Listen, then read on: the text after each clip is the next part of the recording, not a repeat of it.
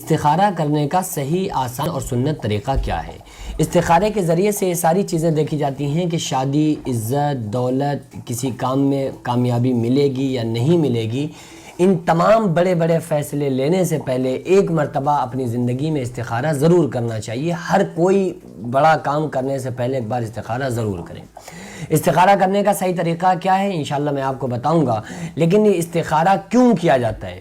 استخارے سے آپ یہ پتہ لگا سکتے ہیں، مثلاً آپ کا کہیں پر آپ نے رشتہ کہیں سے آیا یا آپ نے کہیں رشتہ بھیجا، اب آپ یہ دیکھنا چاہ رہے ہیں کہ یہ اس رشتے میں ہمیں کامیابی ملے گی یا نہیں ملے گی۔ آپ کوئی کاروبار کرنا چاہ رہے ہیں، کوئی بڑا بزنس کرنا چاہ رہے ہیں، تو آپ کو اس سے پہلے استخارہ کرنا چاہیے۔ تو اس استخارے سے یہ پتہ ہو جائے گا کہ اس کام میں جو بزنس کاروبار ہم کرنا چاہ رہے ہیں اس میں ہمیں کامیابی ملے گی یا نہیں ملے گی۔ اور اس استخارے کے بارے میں خود ہمارے نبی صلی اللہ تعالیٰ علیہ وسلم نے بتایا ہے۔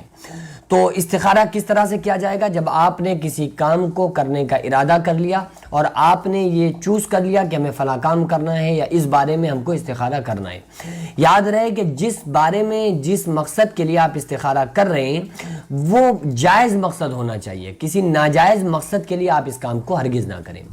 جائز مقصد جو بھی ہے آپ نے اس کا ارادہ کر لیا۔ ارادہ کرنے کے بعد آپ نے 2 رکعت نماز پڑھنی ہے۔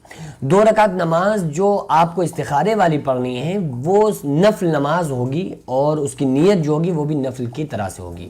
2 رکعت نماز نفل اور استخارے کے طور پر، چونکہ آپ استخارے کے لیے پڑھ رہے ہیں تو وہ دل میں جو آپ کا ارادہ ہے استخارے کا، یہی اس کی نیت ہو گئی۔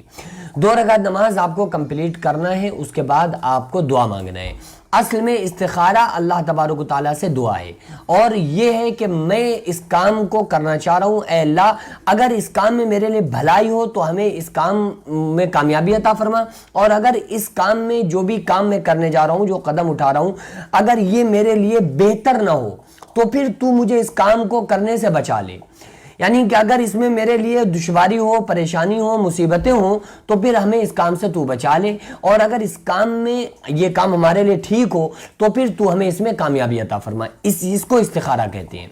آپ نے 2 رکعت نماز پڑھ لی، اس کے بعد آپ کو دعا کرنا ہے۔ دعا میں سب سے پہلے 3 مرتبہ درود پاک پڑھیں، درود ابراہیمی پڑھ لیں جو نماز میں پڑھی جاتی ہے، یا جو بھی آپ آسانی سے درود پڑھ سکتے ہو وہ 3 مرتبہ درود پاک پڑھیں، اور اس کے بعد اللہ تبارک و تعالیٰ کی حمد و ثنا بیان کریں، یا پہلے اللہ کی حمد و ثنا بیان کر لیں پھر 3 مرتبہ درود پاک پڑھ لیں۔ اللہ کی حمد و ثنا بس بیان کی جائے گی کہ الحمدللہ رب العالمین الرحمن الرحیم، چاہیں تو عربی میں اس طرح سے اللہ کی تعریف کر لیں، چاہیں تو اپنے ہی الفاظ میں کہ اللہ تو بڑا غفور الرحیم ہے، تو مالک و مختار ہے، تو ہی ہمارا حامی ہے، تو ہی ہمارا مالک ہے، تو ہی ہمارا ناصر ہے، تو ہی ہمارا رازق ہے، اور ہمارے کاموں میں تو ہمیں کامیاب کرنے والا تو ہے، تو ہمارا مالک ہے۔ ان الفاظ کے ذریعے سے اللہ کی حمد و ثنا بیان کریں، پھر 3 مرتبہ درود پاک پڑھیں۔ اس کے بعد اس کی دعا بھی ہے استخارے کی، بہرحال یہ بہتوں کو نہیں یاد ہوتی ہے، تو اس لیے آپ جس مقصد کے لیے آپ استخارہ کر رہے ہیں اس کو بیان کریں۔ مثلا آپ دکان آپ کو رکھنا ہے، کسی کاروبار کو آپ شروع کر رہے ہیں، تو آپ اس میں کہتے ہیں اللہ میں اس کاروبار کو کرنے والا ہوں، اگر اس میں میرے لیے بھلائی ہو تو پھر ہمیں اس میں کامیابی عطا فرما، اور اگر اس میں ہمارے لیے کوئی نقصان ہو تو پھر ہمیں اس کاروبار کرنے سے روکے رکھ اور ہم کو بچا لے، پھر ہمیں کوئی دوسرا آپشن، دوسرا راستہ دے۔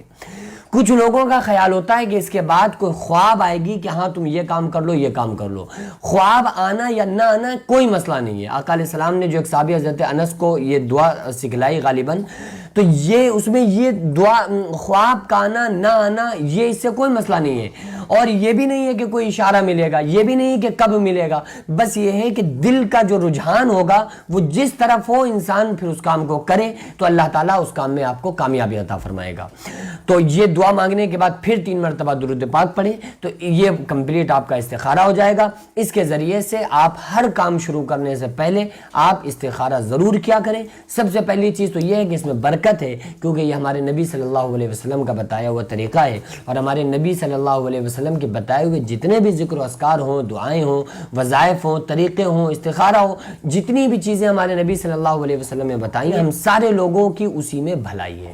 اللہ تعالیٰ سے دعا ہے اللہ تعالیٰ ہم تمام لوگوں کو اپنے پیارے محبوب صلی اللہ علیہ وسلم کے شریعت مطہرہ کا پابند بنائے۔ وما علینا الا البلاغ۔ السلام علیکم ورحمۃ اللہ تعالیٰ وبرکاتہ۔